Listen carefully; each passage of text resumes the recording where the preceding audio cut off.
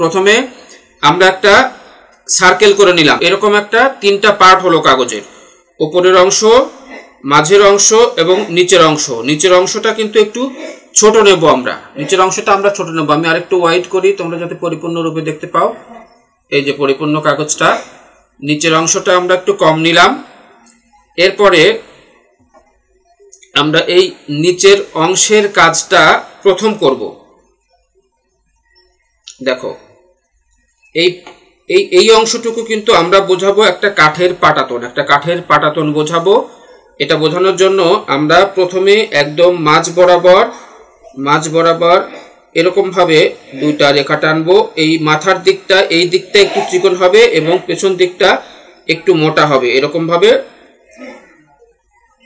ভাবে আমরা একটা, দেখো দুইটা রেখা পরস্পর টানলাম, এই দিকে চিকন এবং এই দিকে এসে মোটা হয়ে গেছে। এরপরে তার বাম দিকে আরেকটা ওই রকম নিচের দিকে, এই দিকে থাকবে চিকন এবং এই দিকে এসে মোটা হয়ে যাবে এইভাবে।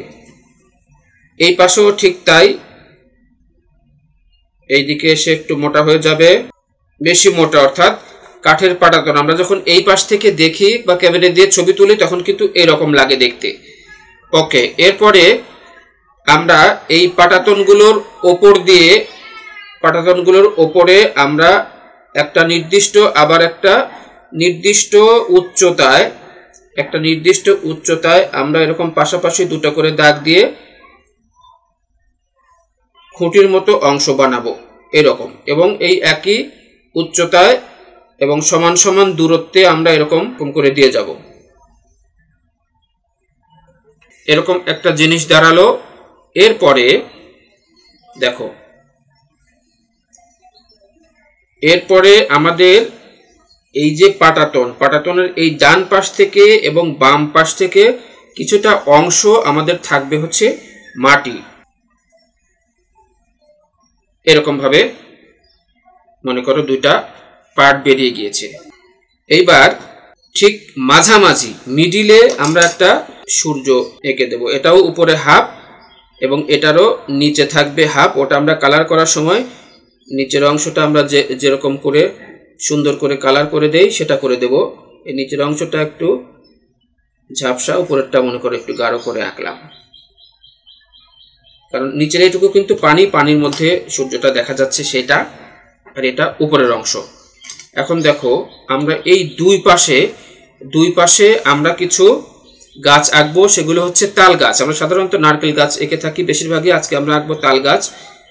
ওকে, প্রথমে আমরা এই পাশে যেভাবে কয়েকটা গাছের কাঠামো এঁকে নিলাম, ঠিক ডান পাশেও আমরা সেভাবে কয়েকটা গাছের কাঠামো এঁকে নিলাম। এইবার আমরা পাতাগুলো দেব। দেখো পাতাগুলো কিভাবে দেব, এইটা প্রথমে ধরি। প্রথমে আমরা নিচের দিকে, দেখো এইভাবে বা নিচের দিকে নামালাম, এই যে নিচের দিকে নামালাম। দেখো আগে পাতাটা কিভাবে করছি দেখো। এরপরে উপরের দিকে বাঁকিয়ে দিলাম, এই যে এখান থেকে এরকম জিগজ্যাগ, এই জিগজ্যাগ, উপরের থেকেও তাই এরকম জিগজ্যাগ। এরপরে দেখো এই যে মাঝে আবার আমরা এরকম বাঁকা করে আরো দুইটা দেব, এই পাশের মাঝে এবং এই বাম পাশেও মাঝে। এই যে দেখো দিলাম, দিয়ে এরকম এগুলো ঝিকঝাক করলাম, এরকম জিগজ্যাগ করে দিলাম। দেখো একটা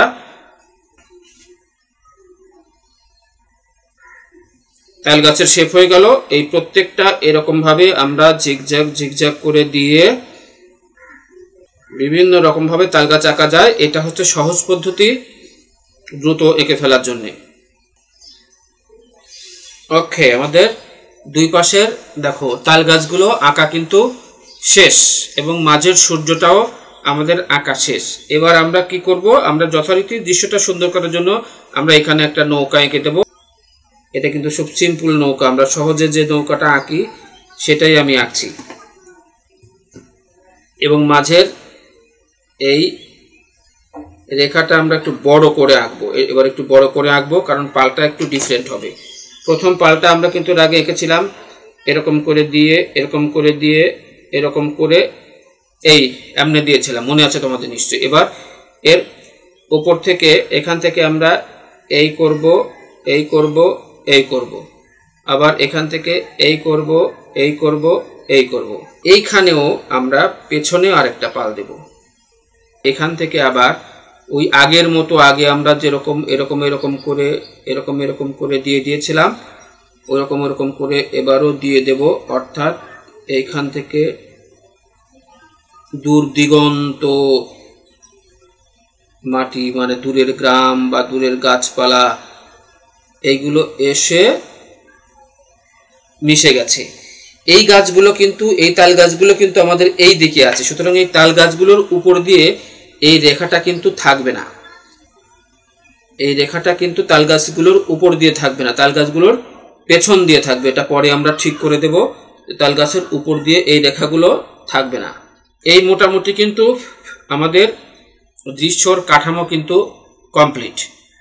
যে আমরা ইচ্ছা করলে এই দৃশ্যটার উপরের অংশটাতে আমরা এরকম করে একটা মেঘের আমরা এফেক্ট দিতে পারি। আবার মেঘ না দিয়ে সরাসরি আমরা স্কাই মানে এঁকে দিতে পারি। আমরা কিন্তু ছবির ডার্ক পার্টগুলো মোটামুটি একটু ডার্ক আউটলাইন করে নিয়েছি। এবারে আমরা যদি কালার করা শুরু করি, প্রথমেই আমরা আসলে এই সূর্যের অংশটা যদি একটু মার্ক করে কালার করা শুরু করি। আজকের সূর্যটা আমরা একদম লাল টকটকে একটা সূর্যই আঁকবো। আমরা পরে যদি ব্ল্যাক দিয়ে আবারও এই পাখিগুলোকে একটু ওভার ড্র করি, তাহলে কিন্তু দেখতে ভালো লাগবে।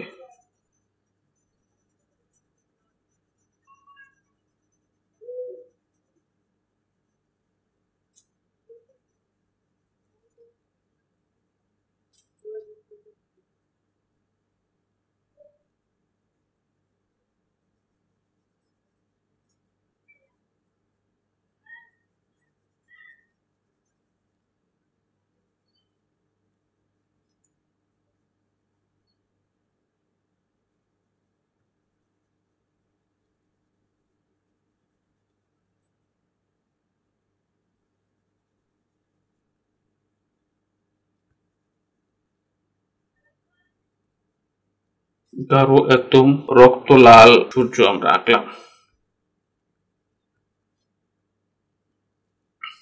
নিচের অংশের কাজ, পানির অংশের কাজ আমরা পরে করছি। এখন এই লাল রঙের সূর্যের ওপর দিয়ে আমরা একটু হলুদ রঙের আভাটা দিব। সূর্য কিন্তু আসলে এই লাল হলুদের কম্বিনেশনেই আমরা সাধারণত কাজগুলো করি। এরপর আমরা উপরের এই অংশগুলোতে আমরা আবারও লাল রঙের আভা দেব এবং আমরা কালার মিক্স করব। এই জায়গায় আমাদের কালার মিক্স করার একটা কাজ থাকবে, সেটা আমরা পরে দেখছি। উপরের অংশটাকে আমরা মেঘ বোঝাচ্ছি আর কি। মেঘেরও কিন্তু অনেক রকম রং হতে পারে, যেটুকু লাল হতে পারে আমরা একটা মোটামুটি আন্দাজ মতো একটা লাল আভাটুকু ছড়িয়ে দিচ্ছি। এখন আমরা এই যে মেঘগুলো একটু মজা করে কালার করব। মেঘ মানেই যে সবসময় কালো হবে এমন কোনো মানে নেই, মেঘেরও অনেক রং হতে পারে।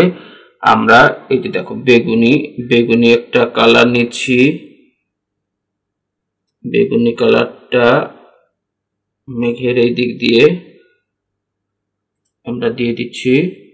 ঠিক আছে, এরপরে কিন্তু এটার আরেকটা কালার শেড আসবে, সেটা হচ্ছে আমরা আরেকবার ইয়েলো কালার শেড দিব এবং মেঘের কারিশমাটা আমরা পরে দেখাবো। ওপর দিয়ে আমরা আবার ইয়েলিশ করে দেব।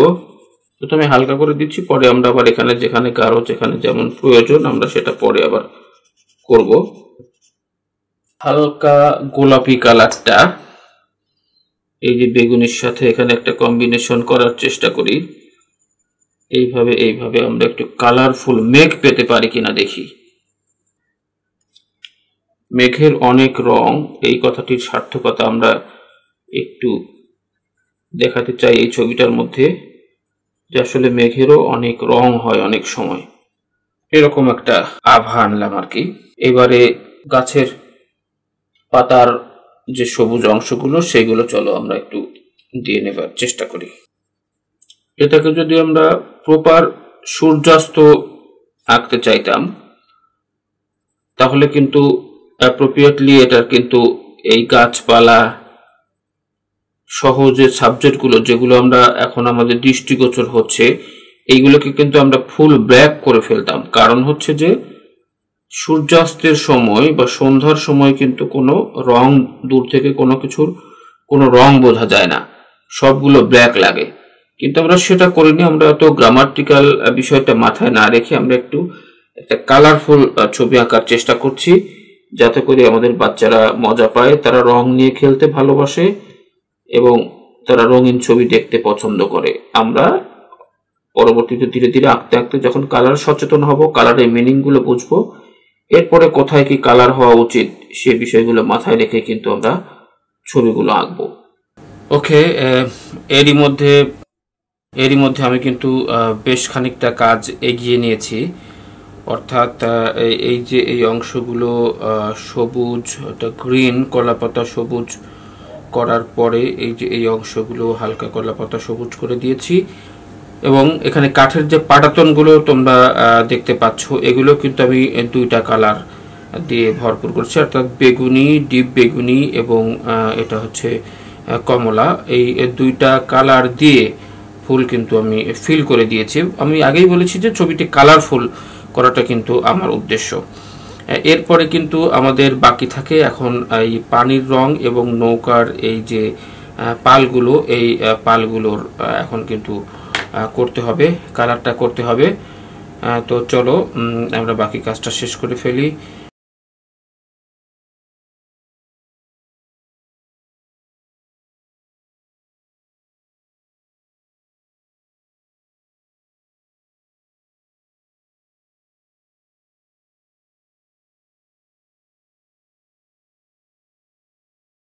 এবার দেখো আমাদের কিন্তু এই যে সূর্যের কিন্তু এই যে নিচের গোলটা, এখানে কিন্তু অ্যাকচুয়ালি মানে পানির উপরে সূর্যের খেলাটা মূলত।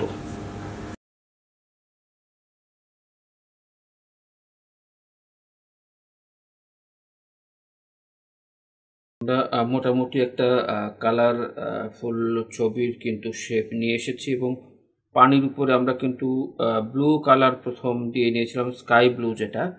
এরপরে আমরা এটার উপরে এই যে ইয়েলো শেড এবং রেড, এই যে আকাশের যে শেডগুলো সেগুলো হালকা করে দিয়ে দিয়েছি, অর্থাৎ পানির উপরে হালকাভাবে পড়েছে এটি আমরা দেখিয়েছি। গাঢ়ভাবে পড়ার বিষয়টা আমরা এখানে ফুটিয়ে তুলতে চাইনি।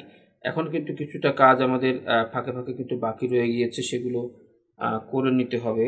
এই যেমন এইখানে কালারটা একটু আলাদা আলাদা হয়ে গেছে, আমরা এটা মিক্স করতে পারি। এর জন্য আসলে মানে কালার মিক্স করার জন্য কিন্তু আমাদের ব্লেন্ডিং স্ট্যাম্প পাওয়া যায়, সেটি দিয়ে সহজে করা যায়।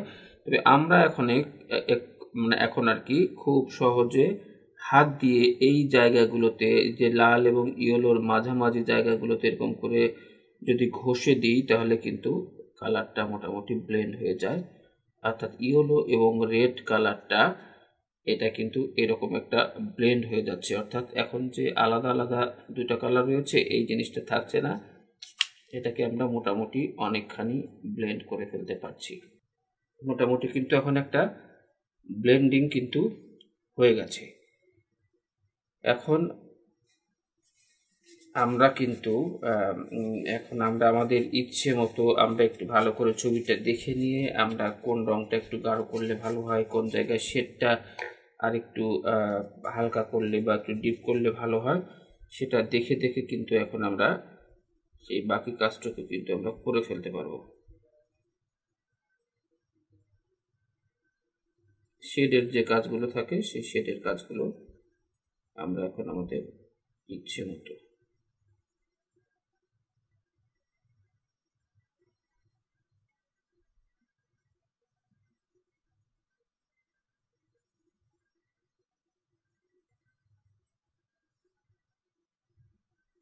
আসলে যতটা সময় নিয়ে যত্ন করে কাজগুলো করা যায় ততটাই ভালো হয়। এবার পানিতে কিন্তু ইয়োলি শেডটাকে কিন্তু আমি মোটামুটি ছড়িয়ে দিয়েছি এবং রেড শেডটাকেও ছড়িয়ে দিয়েছি।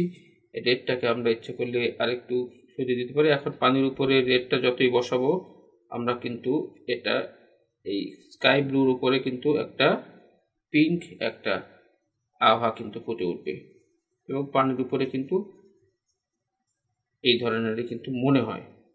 এই আউটলাইনগুলো যদি আমরা দেখো, একটু খালি দেখিয়ে দিই, তোমরা এই কাজগুলো পরে করে নিও।